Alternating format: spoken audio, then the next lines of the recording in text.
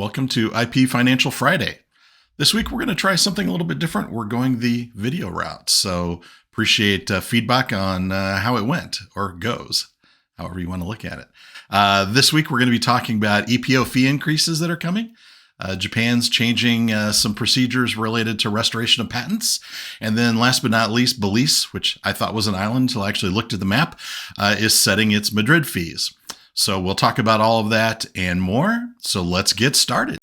So first up, we're going to talk about the EPO's fee increases.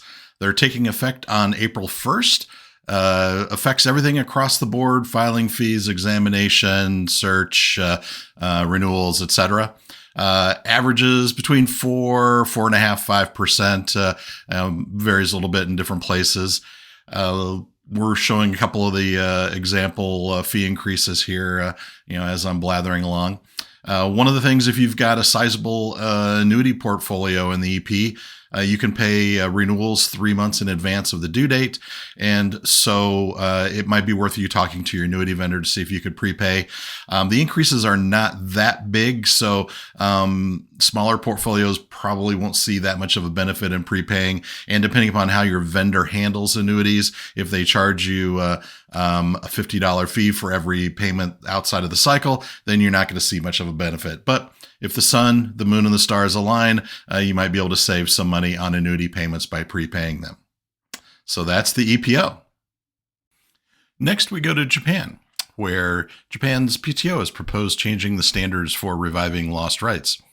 What this basically means is, to date, if you have a maintenance payment and you fail to make it on a timely basis, you can petition for restoration, but you're required to show a valid reason. And in my experience, very few companies ever have a valid reason. So means very few IP rights are ever restored in Japan.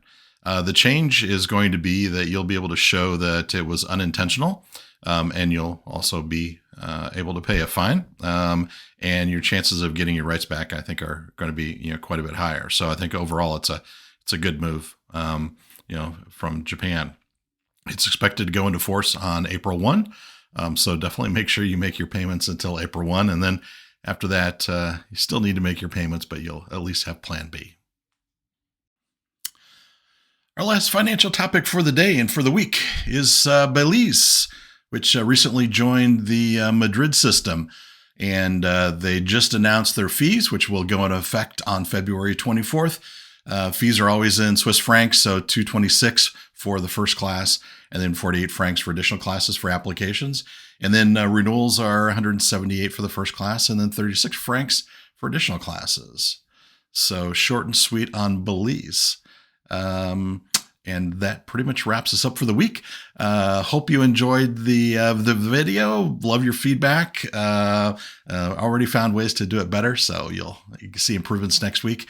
And in the meantime, I hope you have a great weekend, and we will talk to you next week. Thanks a lot.